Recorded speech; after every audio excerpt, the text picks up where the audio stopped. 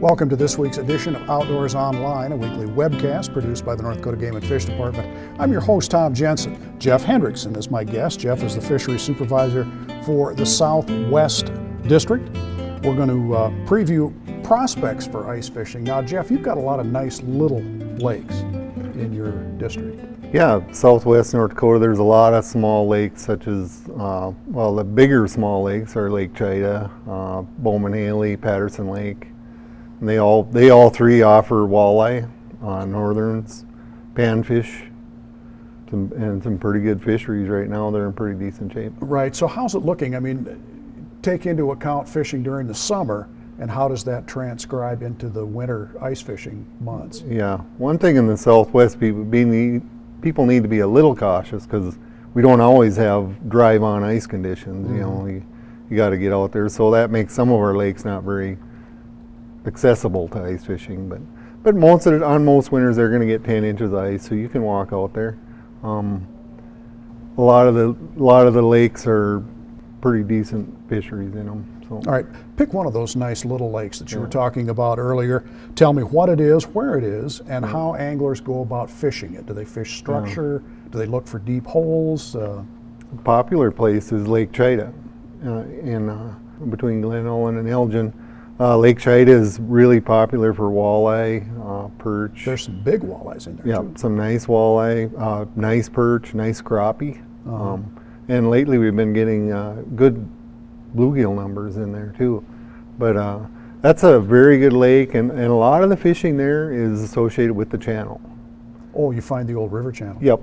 It seems like the deeper places. One thing, I've caught walleyes in 4 feet of water there too, so it varies. It depends on the day. You got to move around, and see what's going on. Most of the luck though I've had is deeper, at 20 to 30 feet. I know you've got some very good northern lakes in your district.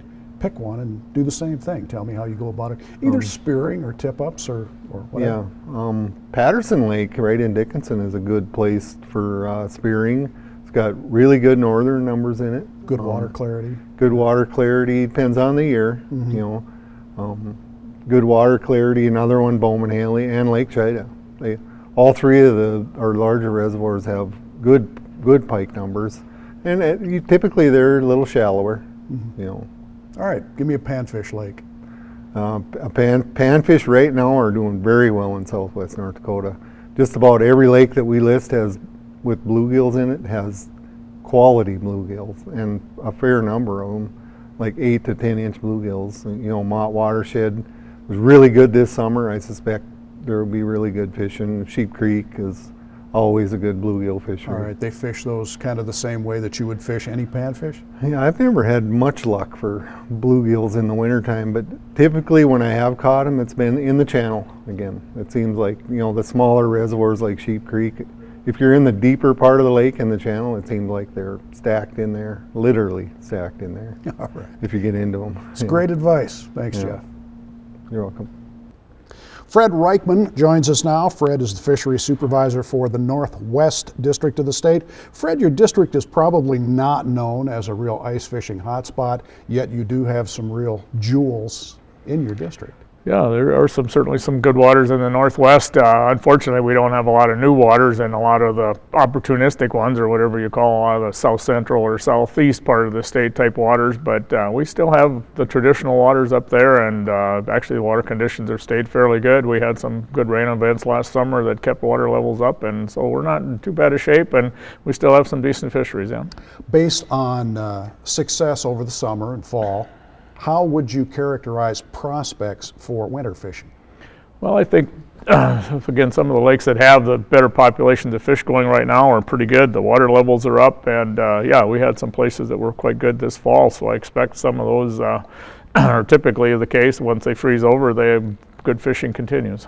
What I want you to do, Fred, is pick one of your best walleye lakes and tell me how anglers go about finding fish on the lake.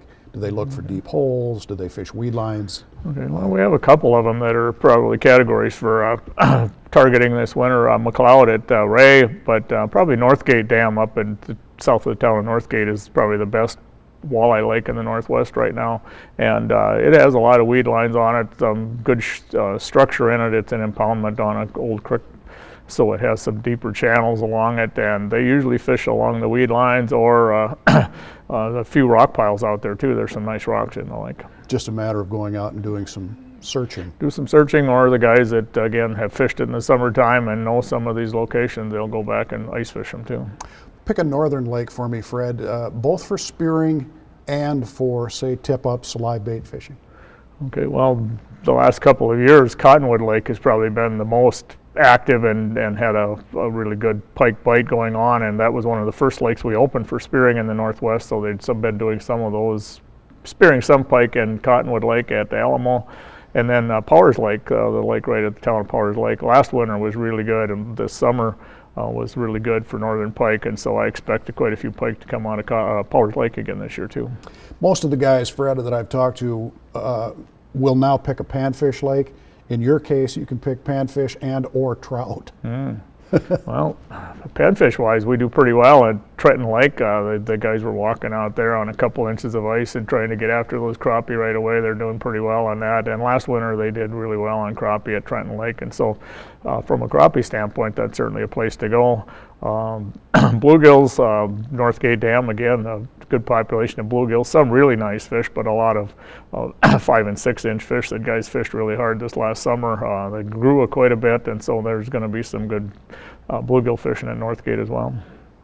In addition, we have Blacktail and Smeshik, a number of other places that have perch and bluegill in them and some decent fish, and we'll be providing some fisheries for sure. Fred, thanks. Joining us now is Jason Lee. Jason is the fishery supervisor for the North Central District. Jason, you've got some really good lakes in your district. Tell me, based on summer fishing, and you get a lot of that in your district, how is that going to transcribe into winter fishing? I think it should be a good winter this winter again. Hopefully we'll have conditions where anglers can get out and get on the ice. That's always important for winter fishing. But sooner or later it's going to get cool enough that we'll make ice. Right. We've got a number of lakes that have good walleye populations and pike. So yeah, I think there'll be a lot of good opportunities this winter. What I want you to do is pick one walleye lake. Doesn't necessarily have to be your best one, but pick one that has great potential. Tell me how anglers go about finding fish on the lake. Do they fish weed lines? Do they look for deep holes, islands? Sure. Yeah, I'll choose Lake Audubon. I've been out there myself just a couple days ago. That would be a likely choice. Yeah, on some pretty thin ice. It was 4 or 5 inches at the time, but it'll cool off and it'll get better here. But yeah, when I fish Audubon, I typically look for some type of structure.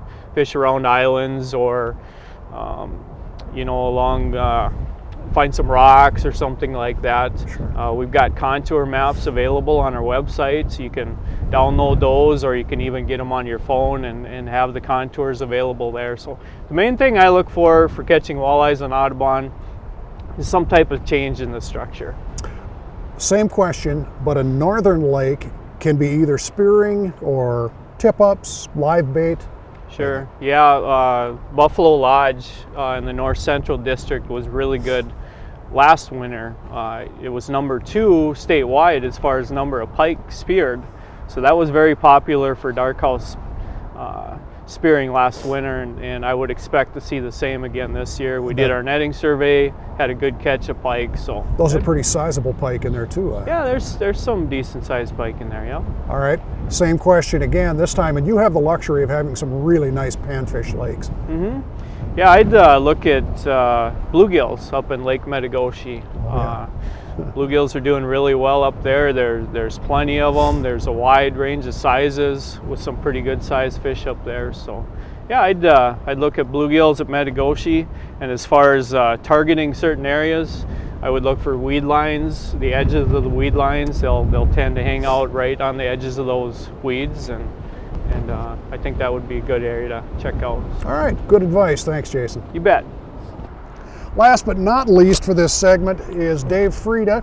Dave is the fisheries supervisor for basically the Missouri River system, or in this case for winter fishing, Lake Sakakawea. I know the big lake is very healthy right now, Dave. How do things look as far as prospects for winter fishing? Well, the fish community is actually in very good condition. The sport fish populations of both walleye and pike, things are really good. There's a lot of forage out there, which can make it somewhat difficult at times, Sure. but the fish are definitely there. They're in good condition, and you know, this winter ice may be the biggest, whether or not we get enough ice and when we finally get the ice. The way Sooner things or later we should, huh? we should. But What I want you to do, Dave, now is pick an area of Lake Sakakawea. Tell me how anglers go about finding fish. Do they find them on weed lines? Do they get in the back of the bays? Something along those lines. you know, it kind of depends from one end of the reservoir to the next. The upper end of the reservoir tends to be probably a more consistent winter bite than the lower end of the reservoir. You know, they'll bite more during the day. You know, they can catch them more on flats and less structure orientated on the upper end of the reservoir than. And as you move down the reservoir, especially the east end closer to the dam, those fish tend to be real structure orientated, sharp breaks, things like that. And the difference is the east end tends to be a fairly narrow bite at sunset for walleyes. It's not the day-long bite typically. Sure. So. Yeah, you do have some great northern fishing out there. You've got some monster northerns now that have really been growing for a couple of years with all the groceries in the lake. How about spearing, tip-ups, live baiting? Pick a spot. You know, anything, any part of the reservoir's got pike too. I mean, it's not like there's any secret spots. There's lots of pike available, and there's plenty of 15 to 20 pound pike out there now this winter. And this fall was exceptional. September to October, the few people chased them, it was really good, and it should continue through the winter. You do, though, have a very unique fishery up on the other end of the dam that we need to talk about, and that's sauger fishing. Yeah, the upper reservoir can have very good winter sauger fishing. You know, and even down through that stretch, what we call the river stretch from like the Newtown Bridge down to Skunk Bay, Couch Point, stuff like that. You know, that can have pretty good sauger fishing at times. And you know, as most anglers know, they tend to be a little deeper structure orientated. They're not typically, they're deeper water fish than walleyes. But yeah, that can be very good at times. And then up reservoir toward Williston more is definitely nice sauger available. Sure, some new fishing opportunities. Thanks, Dave. Thanks. The North Dakota Game and Fish website is full of useful information to aid in your ice fishing efforts this year. There are topographical maps of nearly every lake in the state. They'll show you points and drop-offs, deep spots or shallow spots, and likely looking places that might hold fish. There are also descriptions of each lake that will tell you if the lake contains fish and even what species. And if there's an access point on the lake, you can even access the department's fish stocking reports from previous years to see if a lake has a population of fish you might be interested in pursuing. Access the Game and Fish website at gf.nd.gov and follow the links to your favorite page. For Dave Fryda and the rest of the staff here at North Dakota Game and Fish, thanks for joining us for Outdoors Online. We'll see you on the ice.